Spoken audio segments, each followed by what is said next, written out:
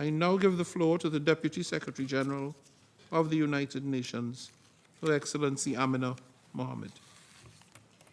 Thank you, Excellency, President of the General Assembly, Her Excellency Ambassador Matu Joyini, the Permanent Representative of South Africa, Excellencies, ladies and gentlemen, I'm really honored to be with you today as we celebrate Nelson Mandela International Day.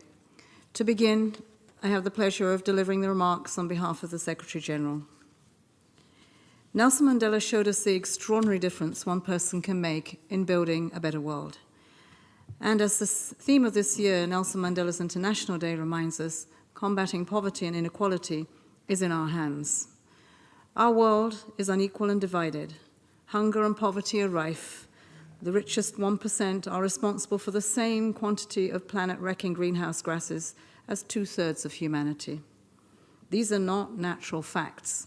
These are the result of humanity's choices, man-made choices, and we can decide to do things differently. We can choose to eradicate poverty. We can choose to end inequality. We can choose to transform the international economic and financial system in the name of equity. And we can choose to fight racism, respect human rights, combat climate change, and create a world that works for all humanity. Every one of us can contribute through actions large and small. I join the Nelson Mandela Foundation in urging everyone to perform 67 minutes of public service on Nelson Mandela International Day, 1 minute for each year he fought for justice.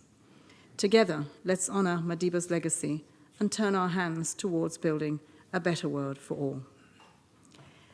I'd now like to add my remarks. Dear friends, what strikes me in the Secretary-General's message is the focus on choices, that the challenges today are because of choices that were made yesterday, and the freedom to reverse them. Of the challenges humanity faces at this moment in time, none are greater than the eradication of poverty, right to justice, and a life of dignity.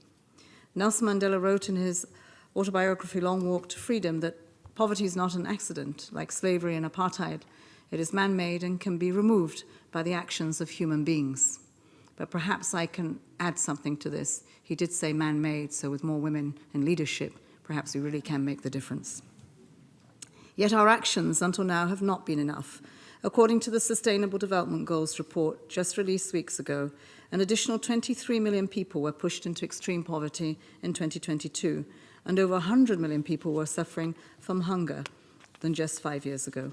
For the first time this century, per capita GDP growth in the world's most vulnerable nations is slower than in advanced economies. In many ways, inequality is deepening.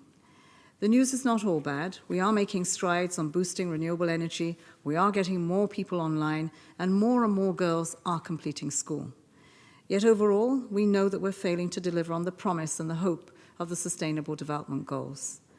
We can blame the lingering impacts of COVID-19, escalating conflicts, geopolitical tensions, and growing climate chaos. But if we look deeper, it is our choices that have led us here. It is a fitting coincidence that we are marking Nelson Mandela International Day at the same time as we meet for the high-level political forum.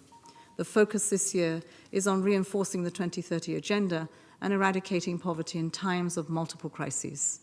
As we look to the Summit of the Future, this high-level political forum will support the work of political declaration and other outcomes of the SDG Summit that many of us here participated in last September.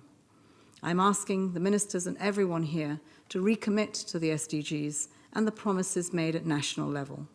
Let us match our words with our collective actions. Let us have the long overdue intergenerational partnership that goes beyond the conversations. And let us follow the path that was set by Madiba. The choice is still in all our hands. Thank you.